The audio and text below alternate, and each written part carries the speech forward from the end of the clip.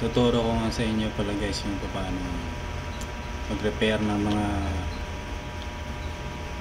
kahit anong klaseng gamit sa bahay na pwede nating ayusin. Tapos tutulungan ko kayo kung paano gawin para hindi na kayo maghanap ng mag-aayos, saka hindi na kayo magbabayad. Kaya kung gusto nyo po, panoorin nyo po itong mga video ko para kung sakali matulungan kayo kahit paano. Okay? Salamat po. Pala meron tayo ditong blower. Aayusin natin to para may isaksak natin dito. Papalitan natin ng plug. Madali lang naman ito palitan. Kailangan lang natin bumili ng plug na katulad nito na nabibili sa mga mall. Mura lang siya, mga 39 pesos. Maganda to, yung natitiklop yung dulo niya. Yan, maganda siya. Ililipat natin dito. Palitan natin itong plug na to. Bubuksan natin to para matanggal natin yung wire niya. Kasi may mga screw naman siya. May mga screw sa plug niya. Pwede siya tanggalin. Ayan, kaya tanggalin natin.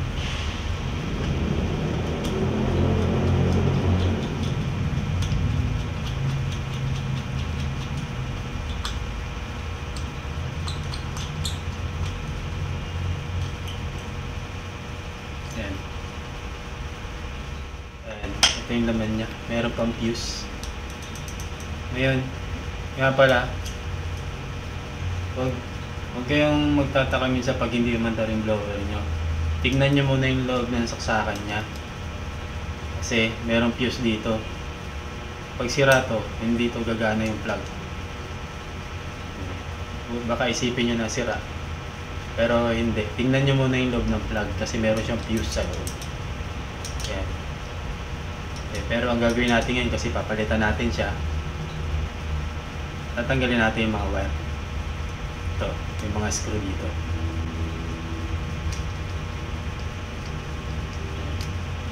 Hinihila lang siya. Tanggal na. Tapos yung isa pa.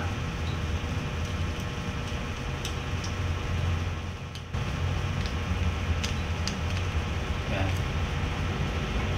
Tanggal na. Ito na yung wire niya. Yung plug na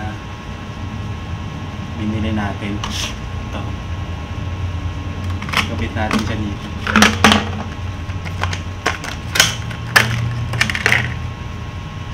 So, recommend ako to sa inyo kasi maganda tong plug na to na nababalik ko siya.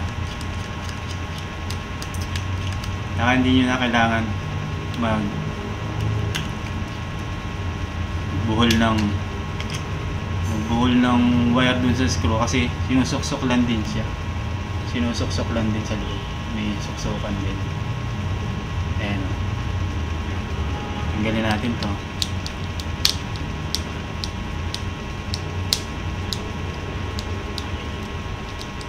Yung kanyang parang bracket para hindi mo lagpos yung wire. Ayan. Tanggalin natin siya. Tapos ikakabit natin siya doon. Wala naman tong polarity kasi AC naman to, kahit saan dyan pwede mo isaksak yan. Basta ang importante nakakabit siya dito. Kaya katulad yan. Luwangan muna natin screw. Yan.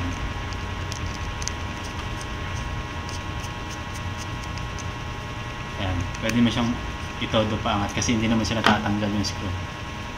Okay, pasok natin. Yan. Tapos screw natin siya. Siguraduhin nyo lang siya na masikip na kumapit. Yan, kapit. Tapos yung isa dito. Yan, ganun din. Screw natin.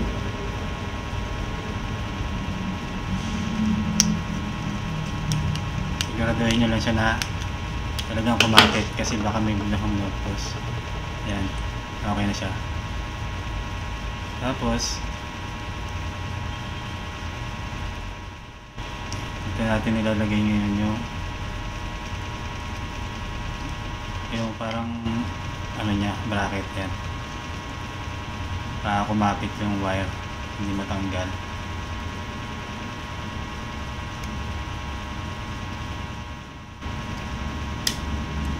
I-screw natin siya. Ganyan.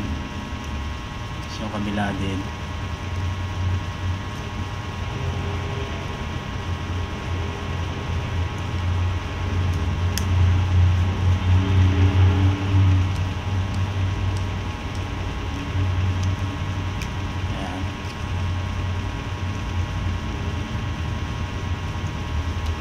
Ayusin natin. Ganyan.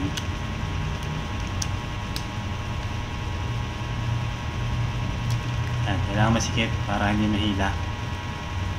Yan, tatakpan na natin.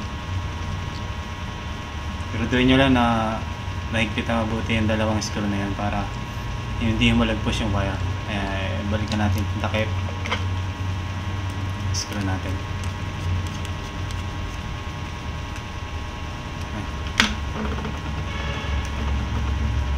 Okay na siya. Try natin.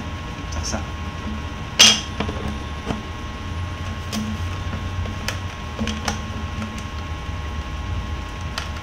Okay.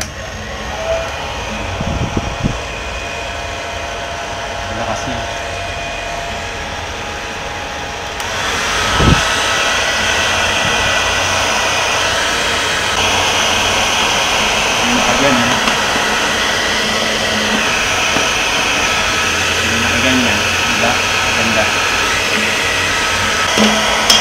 Sinahirapan ka niya. Hindi naman ito palitan. Mas komportable kang ganito. Ayun na natin. So, yan po. Sana nakatulong sa inyo itong video na to. Kung ito po yung napanood nyo, subscribe po kayo sana. At patuloy nyo pong panoorin ng mga i-upload ko pang dito. Kaya maraming salamat po at magandang umaga po sa inyo.